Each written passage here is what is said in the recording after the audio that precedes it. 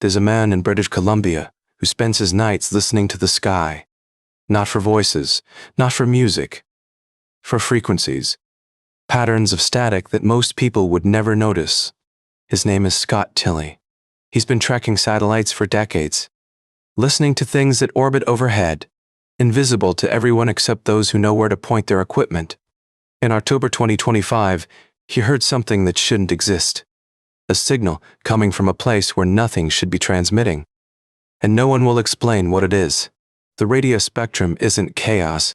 It's carefully organized by international agreement. Certain frequencies go up. Others come down. The rules exist for a reason.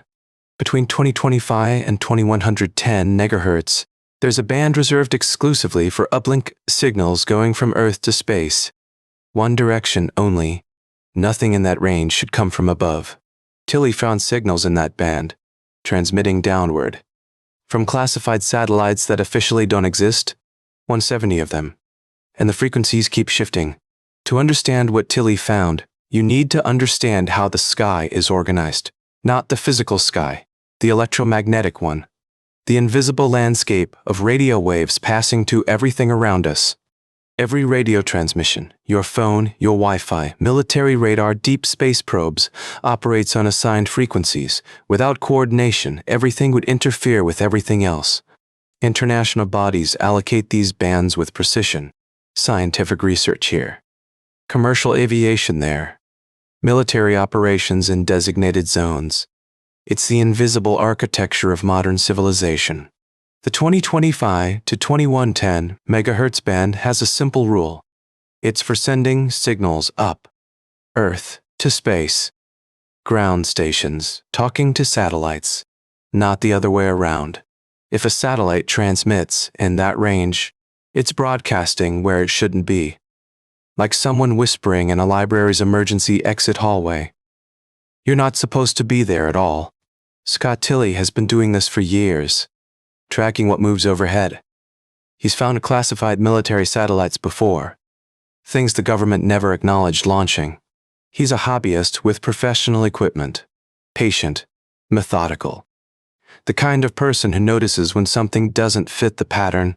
In October 2025, his equipment picked up transmissions that shouldn't exist. Signals in the uplink band, coming from space.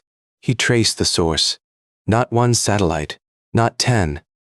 170 classified satellites, all transmitting in a frequency range reserved for Earth-to-space communication. They belong to something called Starshield, a classified version of SpaceX's Starlink network, run by the National Reconnaissance Office for purposes the government won't discuss. The frequencies shift constantly. One day they're transmitting on one frequency, the next day, somewhere else entirely, as if they don't want anyone tracking what they're saying. Tilley described finding these signals in a part of the radio band that should have nothing there. The phrase matters, nothing there. Not quiet. Nothing. NPR reached out to SpaceX for comment. Silence. They reached out to the National Reconnaissance Office. More silence. Nobody will explain what these satellites are doing. And there's another problem. These transmissions have the potential to cause interference with other satellites, scientific instruments, commercial systems, things that rely on clean spectrum. Here's where it gets uncomfortable. The government and SpaceX operate outside the spectrum agreements that everyone else follows.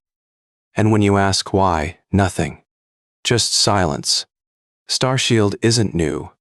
We've known about SpaceX's military satellite program for years. But we didn't know they were transmitting in frequencies that violate international convention. The National Reconnaissance Office builds spy satellites. That's their job. They've been doing it since the Cold War.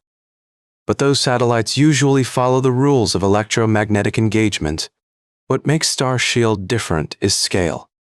170 satellites, all using frequencies meant for ground transmission, all shifting their signals to avoid detection. That's not a bug. That's a feature. Scott Tilley isn't the only amateur tracker in the world. There's a whole community of them. People with software-defined radios and patience, mapping what moves overhead. They found classified satellites before. Spy satellites the military denied launching. Space weapons platforms that appeared in no public registry. The sky has secrets, and these people find them. But this discovery is different. It's not just finding hidden satellites, it's catching them breaking the rules in a way that affects everyone else using the spectrum. Radio astronomers use specific bands to listen for signals from distant galaxies. Weather satellites need clean frequencies to transmit storm data. GPS systems depend on uninterrupted channels. When classified military satellites transmit wherever they want, whenever they want, it's not a victimless decision. Someone's data gets corrupted. Someone's instrument sees noise instead of signal. The irony isn't lost on anyone. The US government pressures other nations to follow spectrum agreements, then its own satellites operate outside those same rules, without explanation. So, what are these satellites actually doing? That's the question Tilley can't answer, and the question neither SpaceX nor the government will address. Some possibilities: encrypted military communication that needs to hop frequencies to avoid interception, surveillance data being transmitted in ways that are harder to monitor, or something else entirely. The frequency hopping behavior suggests deliberate obfuscation. You don't shift transmissions constantly unless you're trying to make them harder to track. That takes engineering effort, and the scale keeps growing. Tilley has found 170 so far. That doesn't mean there aren't more. It means those are the ones transmitting when he happened to be listening. Starlink already has thousands of satellites in orbit. Starshield is the classified layer, diversion built for government purposes. And if the pattern holds, that classified network will only expand. What we have is a network of classified satellites, operated by the most secretive intelligence agency in the country, transmitting in frequencies they shouldn't use, and nobody will say why. The silence is the story. When journalists ask questions, they get nothing. When amateur trackers publish findings, the government doesn't confirm or deny. Just nothing. In a world where satellites pass overhead constantly, watching and listening, the people who track them are our only independent source of information. The hobbyists with antennas on their roofs. Tilley's discovery wasn't an accident. It was years of experience knowing what normal looks like. So when something abnormal appeared, he recognized it immediately. That's the uncomfortable truth about oversight in space. We don't really have it. What we have are curious people with equipment, filling in the gaps that official transparency leaves empty. For those curious about satellite tracking, software-defined radio equipment has become increasingly accessible. A modest investment can let you hear what's passing overhead. Online communities of satellite trackers share observations constantly. They coordinate across time zones, comparing notes, building collective knowledge about what moves through the sky. You don't need to become an expert to appreciate what this means. Sometimes the most important discoveries come from people paying attention when institutions are not. If you've enjoyed this look into what hides in plain sight above us, consider hitting subscribe. We explore stories like this regularly, things that don't quite fit the official version. The questions matter. Why are classified satellites transmitting in reserved frequencies? Who decided this was acceptable? And what else is happening up there that we haven't found yet? Space is getting crowded. Tens of thousands of satellites now orbit Earth. Companies launch hundreds more every year. And the rules about who can transmit what are increasingly flexible. Starshield represents something new, not just secret satellites, those have existed for decades, but satellites that operate outside the spectrum agreements with frequencies that shift to avoid tracking. The government's silence tells us something. If this were routine, they'd say so.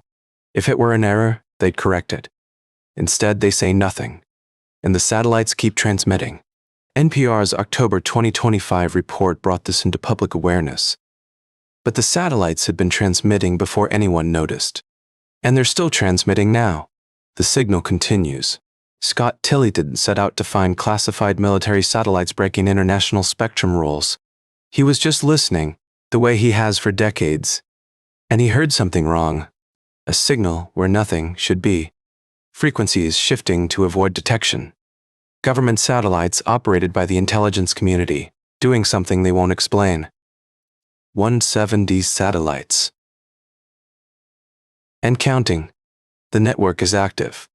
The transmissions continue. The only question is what they're doing, and why it needs to be hidden. The next time you look up at the night sky, remember this. Some of those moving lights aren't what they claim to be. Some are transmitting in frequencies that shouldn't exist. And somewhere in British Columbia, a man with decades of experience is still listening, waiting for the next signal that doesn't belong, the next transmission from satellites that officially aren't there. The sky has secrets. Some of them are now a little less secret, but the questions they raise, those are still waiting for answers that may never come.